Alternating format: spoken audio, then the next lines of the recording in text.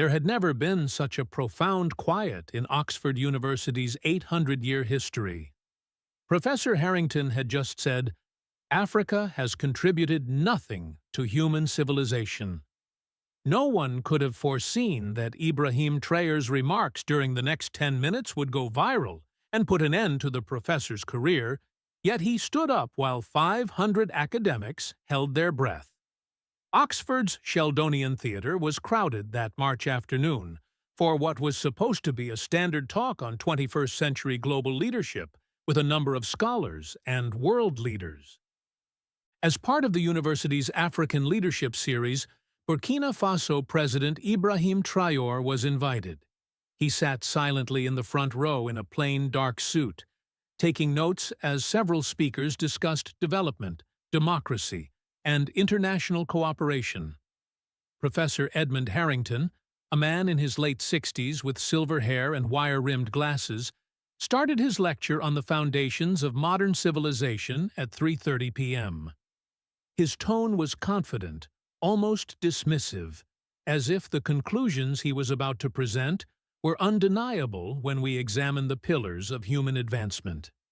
He had earned respect through decades of published work on European history and civilization, including Glowing Road Scholar, author of 12 books, and recipient of 3 honorary doctorates. As Harrington's voice started to reverberate across the old auditorium, a distinct pattern emerged: Greek mathematics and Roman law, German philosophy, British industrial innovation. He took a moment to look at the crowd through his glasses. The roots of what we refer to as civilization are distinctly Western. Despite several audience members shifting uneasily, Harrington persisted, encouraged by the academic environment that had long shielded such opinions. 20 minutes into his talk, Harrington made the declaration that would shape the remainder of his life. At this point, some would wonder about the contributions of other continents. Asia provided us with paper and gunpowder, and the Americas undoubtedly had highly developed calendars.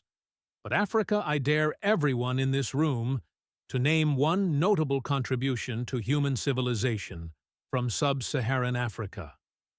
The continent has been a beneficiary of civilization, not a contributor. He halted abruptly, a faint sneer playing on his lips. The subsequent hush in the front row was deafening. Ibrahim Traoré carefully put his pen on the desk next to his notepad and closed it slowly. A number of African scholars and students were momentarily torn between indignation and the daunting environment of confronting such a senior professor in Oxford's most esteemed setting. Unspoken tension made the occasion drag on, until Traoré held up his hand. "Yes," Harrington acknowledged him with barely disguised annoyance, obviously not anticipating any opposition. "Professor Harrington," Traoré stood with a steady and methodical gait. He started speaking without utilizing the microphone. "I would like to respond to your assertion, if I may." Harrington's grin broadened. "By all means, Mr. He pretended not to know who Traoré was, though the president had been introduced at the beginning of the event. He merely replied, 'Traoré Ibrahim Traoré,' without stating his title. 'And I accept your challenge.'" A wave of excitement swept through the crowd, and some individuals started covertly recording on their phones because they thought something important was going to happen. "Please enlighten us, but try to stick to historical facts rather than sentimental nationalism," Harrington said dismissively, gesturing toward the stage. His tone of disdain was evident as Traoré approached the podium in deliberate strides. He carried a simple leather folder with him, which he placed carefully on the lectern. For a brief moment, he stood silently and looked out at the audience before addressing your challenge. "Before I answer your question, may I ask you a question about your extensive research? Have you ever visited the manuscript collections in Timbuktu? Have you studied the mathematical treatises of the Dune people? Have you looked at the mechanical techniques of the Haya people of Tanzania? Harrington waved his hand dismissively, saying that ancient mud buildings and primitive folklore hardly constitute civilization. Mr. Traoré, we're talking about contributions to human advancement, not anthropological curiosities. The audience gasped multiple times at the obvious disrespect, but Traoré stayed composed as he opened his folder and took out one page. "Then let's start with something you might recognize," he said, displaying a photocopy of an old manuscript. "This is a page from the 44,000-year-old Labambo bone found in Swaziland, Professor, and it includes the earliest mathematical computations in human history, as well as 29 different notches that indicate lunar cycles. Professor, mathematics originated in Africa, not in Greece." Harrington's grin started to disappear, but he soon got back to it. "Counting notches isn't exactly Pythagoras." He sneered and produced another document. "So maybe we ought to talk about the Isango bone from the Democratic Republic of the Congo, 20,000 years old with proof of division and multiplication of prime integers." In the 12th century, when Oxford was still a collection of drinking halls, the University of Sangor in Timbuktu housed 700,000 manuscripts and educated 25,000 students. The audience was now completely silent, waiting for every word, and Traoré continued, his voice growing stronger, but never losing its serene dignity. "This predates Greek mathematics by almost 19,000 years. He paused to allow the numbers to sink in. "But you want more recent examples? You said that the law originated in Rome.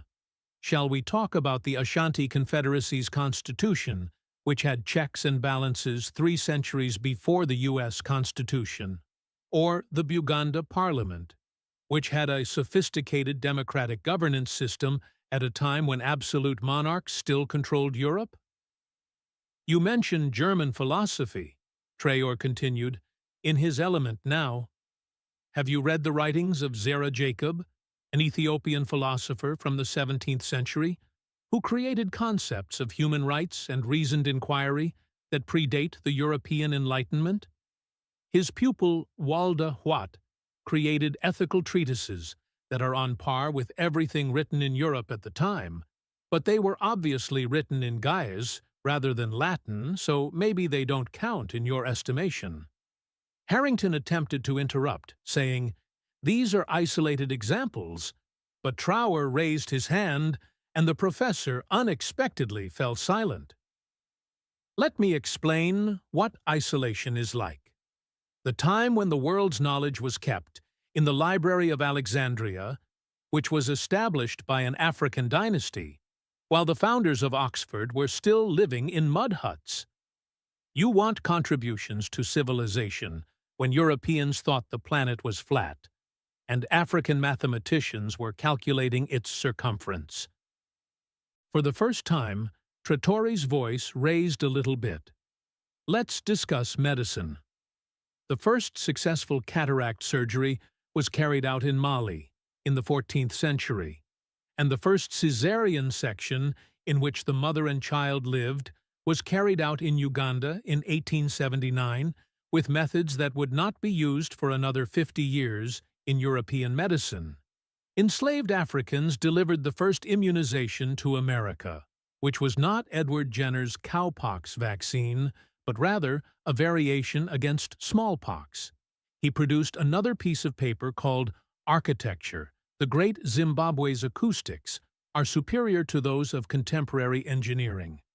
The pyramids of Nubia existed before those of Egypt.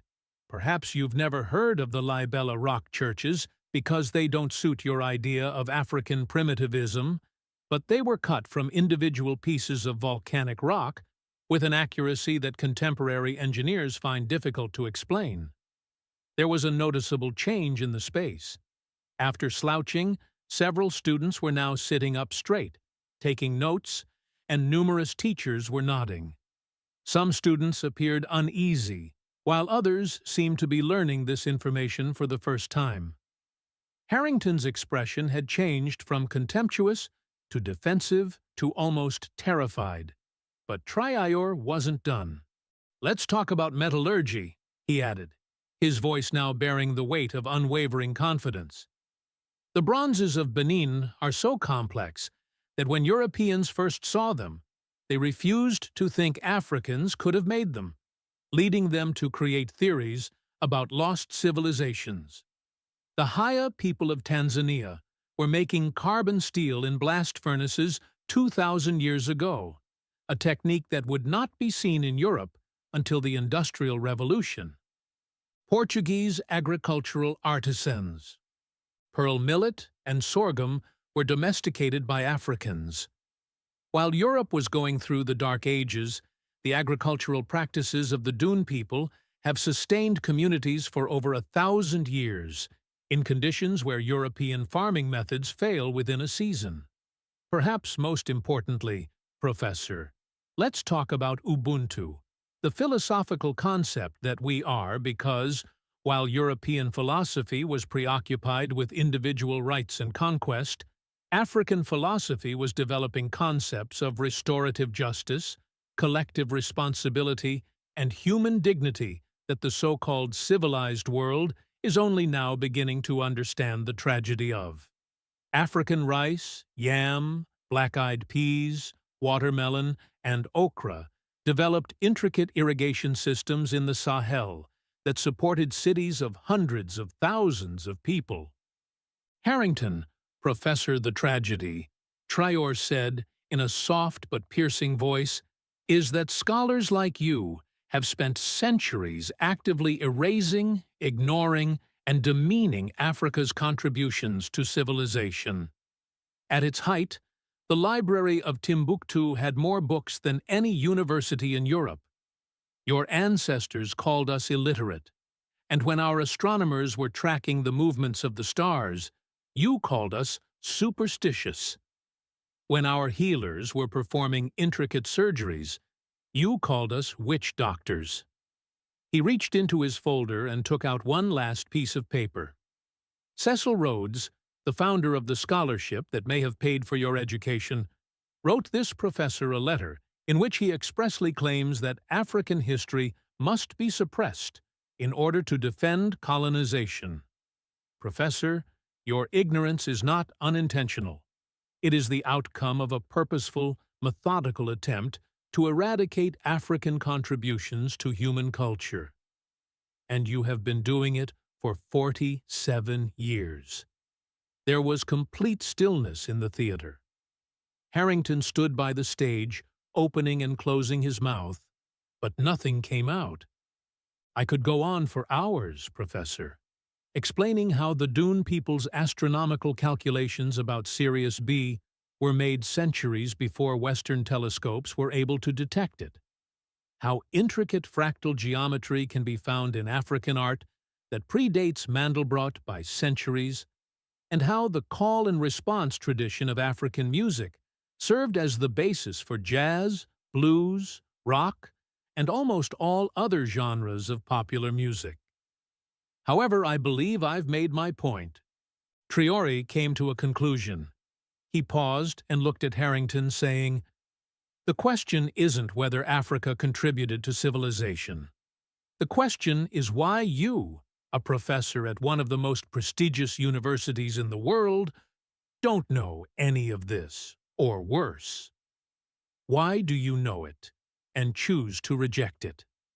The theater erupted in thunderous applause after a young African woman in the third row gave the first clap, followed by another in a matter of seconds. Students stood first, followed by professors, and even some administrators, but the most amazing response came from an elderly white professor in the front row named Mary Whitfield, head of African Studies, who stood and spoke into her microphone. Mr. President, for the first time as a member of this institution, she acknowledged Traore's true title. I apologized for your remarks today, which revealed a shameful blind spot in our curriculum. I demand that Oxford immediately review and update our history programs to incorporate the African contributions you described. After 10 minutes, when the acclaim finally subsided, Traoré spoke again. Harrington, alone on the side of the platform, glanced around frantically for support, but found none. His decades of authority had disappeared. The truth is that human civilization is the culmination of all human achievement, from the first mathematical calculation on an African bone to the most recent scientific discovery. However, as long as professors like Dr. Harrington continue to teach a purposefully incomplete history, we perpetuate ignorance and prejudice. Today, in this room, we have the choice to embrace the full, rich, complex truth of human achievement, or to continue the lies. "I don't seek apologies," he said quietly. "Professor," he whispered softly but loudly enough for the microphones to pick up, "I've left copies of all these sources with your department. I hope you'll find time to read them." He collected his papers and made his way back to his seat as he passed Harrington. Videos of Traoré's answer were posted to social media within hours, with headlines such as, "African President Destroys Racist Oxford Professor in the Most Epic Takedown in Academic History." The fallout was immediate and definitive. By the next morning, the films had received millions of views, and news sources worldwide had featured the story. Traoré's arguments were further supported by additional examples from different African colleges. The following day, Professor Harrington issued a statement announcing his early retirement to pursue personal interests, coinciding with the hashtag #AFRICILUILT, with civilization starting to trend globally. The Sheldonian Theatre, the site of the confrontation, would host a new annual lecture series on African contributions to global civilization. Ibrahim Traoré would be the first speaker. Oxford University also formally apologized and announced a thorough review of its history curriculum. However, perhaps the most important result was that student enrollment in African studies programs increased across British universities, and young historians started visiting Africa to research in archives that had been neglected for centuries. The Dunes astrological knowledge, the Timbuktu manuscripts, and traditional healers' medical methods all became the focus of intense scholarly investigation. A year later, Oxford University unveiled a new statue in its main courtyard. This time, the statue was of Ahmed Baba al-Timbukti, an African scholar from the 16th century whose 1,600 books on law, medicine, philosophy, and mathematics had taught generations of students back when Oxford was still a young university. The inscription read, "Knowledge has no color, wisdom has no continent, and truth belongs to all humanity." Ibrahim Traoré had declined the honor. Traoré reflected on that day at Oxford, in an interview years later. He acknowledged that he didn't go there with the intention of giving that speech. But when Professor Harrington said it, "I thought of all the brilliant African minds throughout history whose contributions were erased or stolen, and I couldn't keep quiet. The true tragedy," he continued, "is not what one ignorant professor said, but rather that his opinions were accepted in a place that is committed to knowledge and truth." I had to stand up to break the cycle, not to embarrass him, because of the number of students who had attended his lectures for 47 years, absorbing these lies, and the number who went on to hold positions of authority while carrying these prejudices with them. The interviewer inquired as to whether he thought his response was excessively severe. "When you've been denied your history for so long, the truth isn't harsh. It's necessary." Professor Harrington had 47 years to learn the truth, but he chose ignorance. I simply chose not to let that ignorance stand unchallenged today. The Traoré moment, as it came to be known, is studied in universities around the world as a turning point in academic discourse about African history. It serves as a reminder that knowledge requires humility, curiosity, and a willingness to challenge long-held assumptions. It demonstrated that rage or violence aren't always the most effective ways to combat prejudice.